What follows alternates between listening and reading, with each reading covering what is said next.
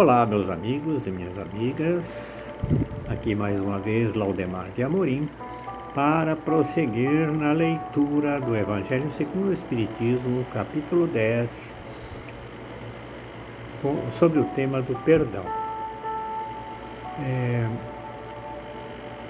Hoje vamos ler o capítulo, ou melhor, o tópico 16, do capítulo 10.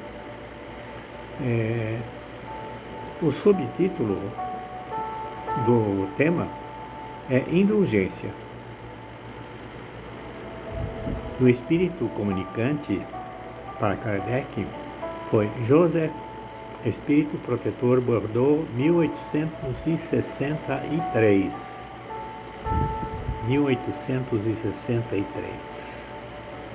Nada mudou, meus amigos. As necessidades humanas continuam sendo as mesmas. Se não, vejamos. Espíritas, gostaríamos de falar hoje sobre a indulgência, ou melhor, sobre o perdão, a misericórdia, a tolerância, sentimentos tão doces, tão fraternais, que todo homem deveria ter para com seus irmãos, mas que poucos praticam.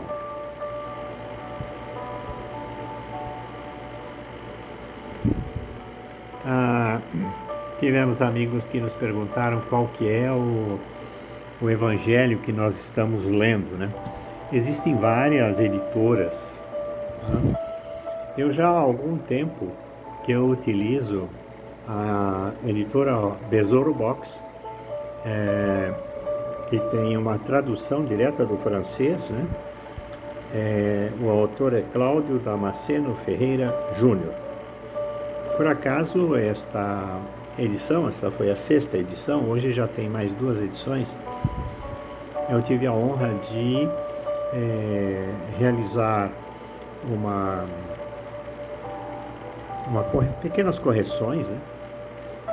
Foram 12 palavras que eu encaminhei para a editora, porque eu fiz uma leitura comparada desta versão, desta tradução, com outras traduções e outros evangelhos que eu tenho aqui em meu poder também. E o que me chamou a atenção deste evangelho é que a linguagem ela é muito objetiva, muito atualizada. Dificilmente alguém vai precisar olhar o dicionário para entender determinadas palavras, o que às vezes nas edições mais antigas a gente precisou fazer uso do dicionário, né? Mas então, prezados amigos, vamos continuar nesse tema, né? Nessa leitura.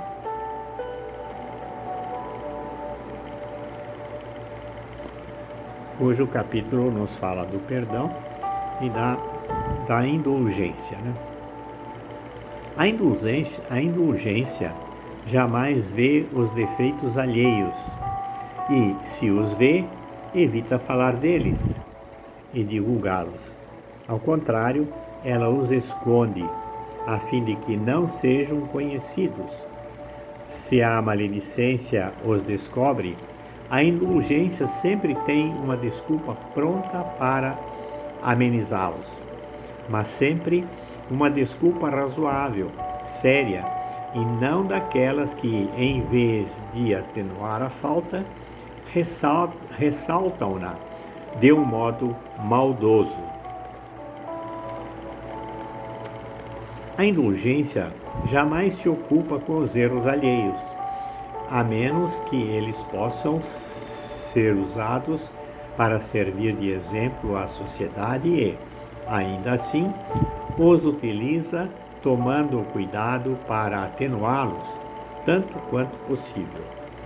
A indulgência não faz observações ofensivas, nem censuras verbais, mas apenas limita-se a dar conselhos, quase sempre de maneira despercebida. Quando criticam, que conclusão devem tirar de suas palavras? É de que vocês que criticam jamais irão fazer o que reprovam, e também de que são melhores do que os culpados. Quando será que irão julgar seus próprios corações, seus próprios pensamentos, seus atos, sem se ocuparem com o que fazem seus irmãos? Quando irão olhar com severidade somente para vocês mesmos? Sejam severos para consigo mesmos e indulgentes para com os outros. Lembrem-se daquele que julga em última instância e que vê os pensamentos secretos de cada coração.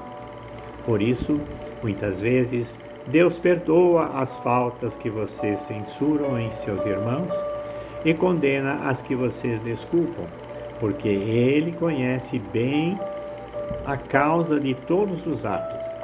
Muitas vezes, aqueles que pedem para que o próximo seja castigado, talvez tenham cometido erros ainda mais graves.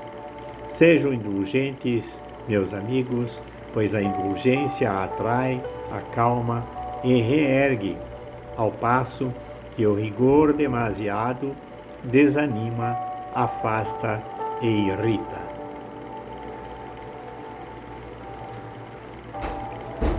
E assim, prezados irmãos, finalizando esse texto de hoje, vamos comentar alguns aspectos que essa lição nos traz. Geralmente, quando nós somos agredidos, o normal é nós revidarmos. Essa é uma tendência do ser humano, né? Ninguém gosta de ser ofendido, cobrado, julgado, criticado, condenado, né? Agora, tem um aspecto que nós devemos considerar também, que quando nós sofremos alguma perseguição, alguma injustiça, na verdade, nós estamos sofrendo a causa dessas agressões, desses sofrimentos, são resgates que nós provavelmente estamos resgatando. Essa é uma possibilidade. Não quer dizer que todo sofrimento nós provocamos esse mesmo sofrimento em outra pessoa, mesmo em outra existência. Essa é uma possibilidade, porque também tem um aspecto de que a injustiça, ela muitas vezes pode acontecer contra nós para testar a nossa indulgência, né? Para refinar os nossos sentimentos. É o que Jesus nos ensina. E esta lição de hoje, ela na verdade é um ensinamento de Jesus. Não é um ensinamento da doutrina espírita, né? Ela é um ensinamento de Jesus. Por isso nós precisamos ler e reler o Evangelho, participar das reuniões de estudo nas casas espíritas, praticar a leitura do Evangelho no lar, com nossos familiares. Tem um dito, né? Uma voz corrente, podemos dizer assim, que a família que reza unida permanece unida.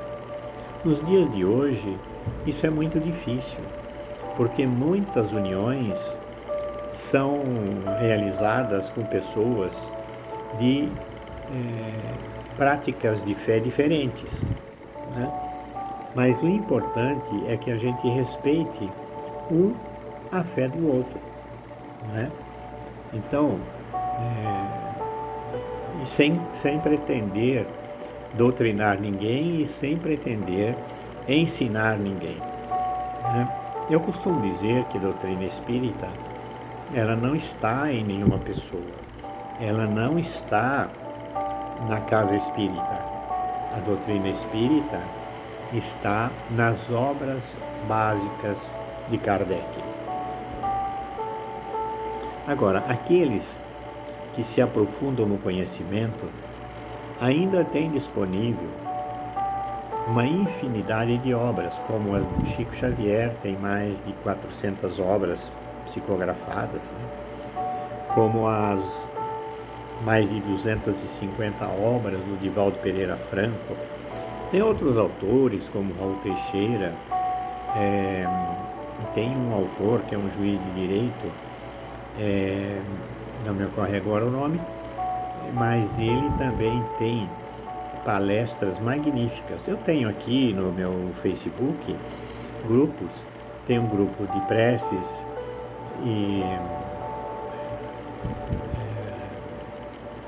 e mensagens espíritas, tem um grupo O Divulgador da Ciência Espírita, onde eu compartilho lá as palestras do Divaldo Pereira Franco.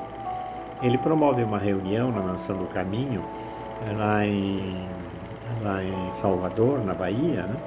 Tem uma obra magnífica, né? Vocês podem acessar na internet, no YouTube, né? Mansão do Caminho. E lá vocês podem ter acesso, né, às publicações do Divaldo, né? E esta semana tivemos uma palestra magnífica, né, de um mestre, de um professor universitário, conhecedor profundo da doutrina espírita, e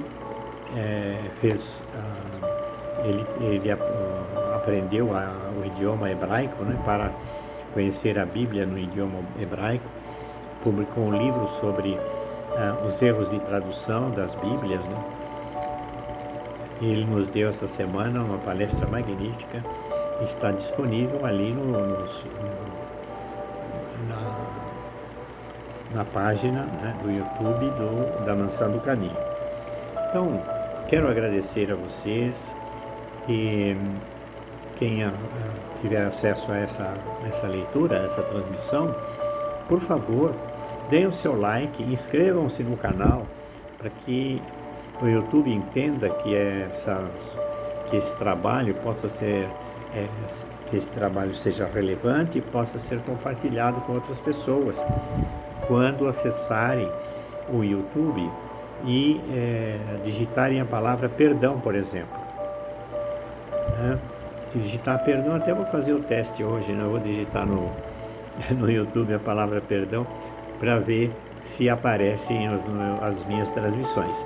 Essa é a 12ª transmissão, tá, que eu estou fazendo, e o Evangelho, como falei em outras transmissões, né, ele contém 6 capítulos e 16 tópicos, né? Depois vou fazer sobre o amor, que tem 12 capítulos e 21 tópicos. E assim, essa transmissão de leitura, né, eu vou fazendo uma sistemática que eu nunca havia feito antes, né? Eu já participei de vários grupos de estudo, né, durante os meus 50 anos de doutrina, tanto como participante, como estudante, mas também como coordenador de grupos de estudo, né? Então, essa dinâmica de ler primeiro todos os capítulos do perdão é a primeira vez que eu estou fazendo, apesar que eu já fiz um levantamento neste Evangelho, né? Como eu falei, fiz uma revisão nos textos, e eu separei e agrupei os capítulos por tema, tá? Então, quero agradecer a vocês, peço que deem o seu like, compartilhem e se inscrevam no canal. Muito obrigado, tenham uma ótima noite.